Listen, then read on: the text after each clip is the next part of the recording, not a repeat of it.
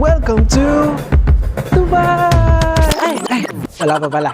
So, ayun guys, nandito tayo sa Dubai Airport Terminal 1. Siyempre, susundo tayo ng ating client na manggagaling sa Pilipinas, punta dito sa UAE para makapagtrabaho. At guys, legal yan with the help of our recruitment agency in the Philippines and of course ng ABA or Alba Biad ay nakarating dito ang ating client sa Dubai para magtrabaho. Yon, tanongin natin siya kung paano ba ang ginawa niya para mahanap tong trabaho na to and kung paano yung pag-process natin sa kanya ng kanyang mga documents like OWA, OEC at ng kanyang pagpipido sa Pilipinas. So samahan nyo ako guys, dito yan sa airport. Let's go!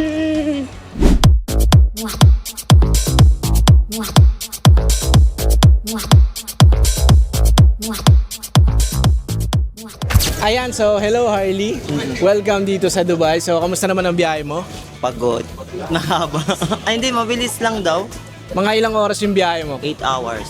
8 to 9 hours. So ganun katagal. So kumain ka naman. Oo, mayroon naman. May pagkain sa aeroplano. Plano ako. Ayan. So first time mo bang mag-abroad? Hindi. Sa Ay, hindi mo Saudi, first 10 years. Ang tagal mo na sa Saudi. 10 years na. Wow. Anong trabaho mo sa Saudi? Taga-massage. Massage therapy sa Saudi.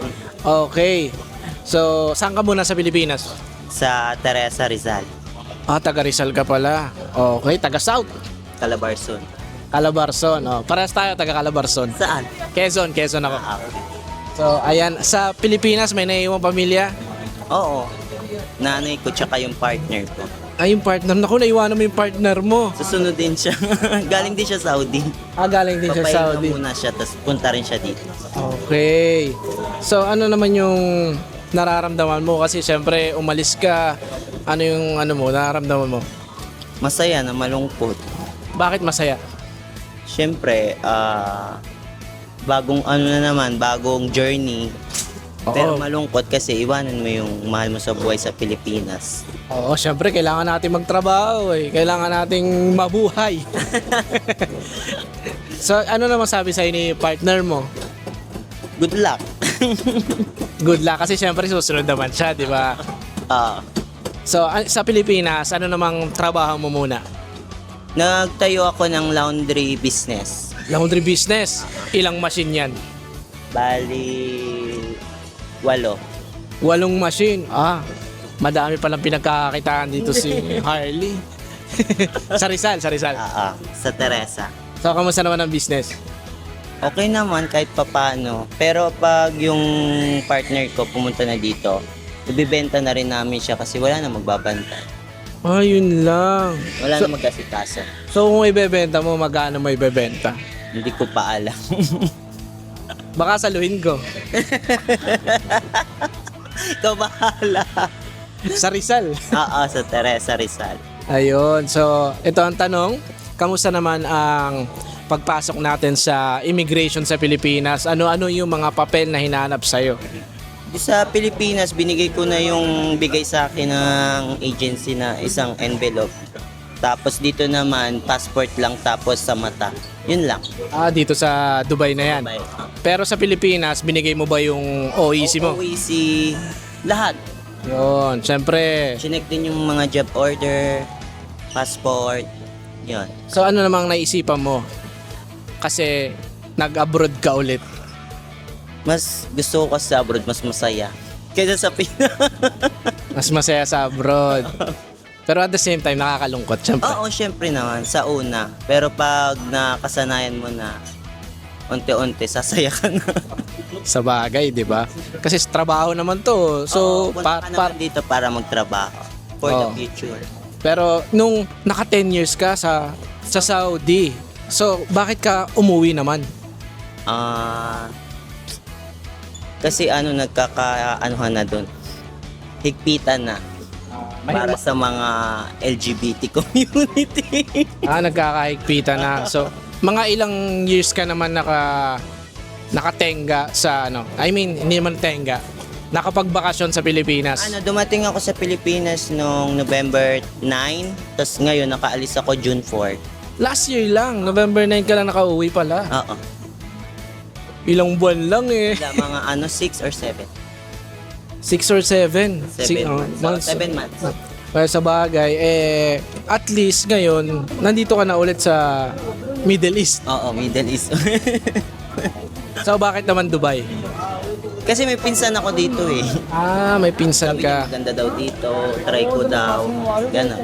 Yun. Well, at least, nandito ka na. Oo. So, kamusta naman yung pag-process natin sa kanila ng kanilang mga documents like OWA, OEC, tsaka yung pagpipidos nyo sa Inabot Pilipinas? lang ng isang buwan. Tas Isang buwan? Nakaalis na. Ganong kabilis? Oo. So, sino bang kausap mo dito sa... Si Ma'am Ana, si Sir Well, at saka si Sir Mark ba yun? Ako si Sir Mark. Si ano? Si Ronel. Oo, yan. Ayan. Sila. Tatlo sila. Ayan. So, ito si Harley kasi is nakarating dito sa UAE nang may trabaho na. Guys, at legal yan ha.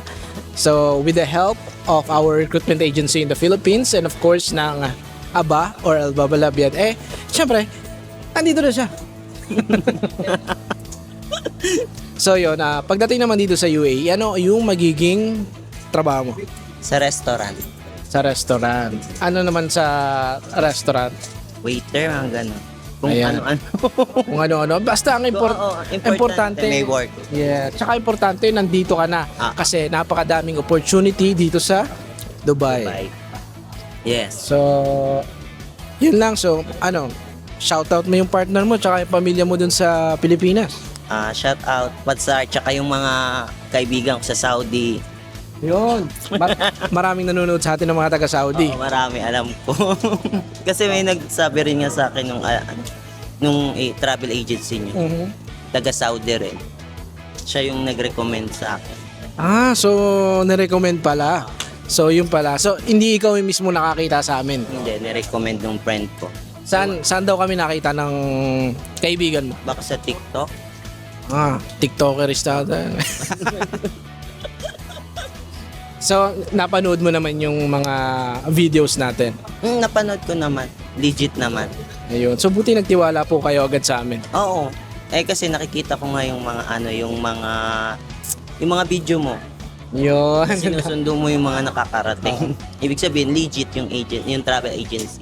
Yan. So, marirecommend mo ba yung company namin dito? Oo, ma-recommend 100%. So, thank you so much. And, syempre, congratulations kasi nakabalik ka na ulit ng Middle East para magtrabaho. At ayun na nga, ito yung sinasabi natin kapag nagwe-welcome tayo dito sa Dubai. So, welcome to Dubai! Thank you so much. Thank you. Successful na nakarating ang ating client na si Harley.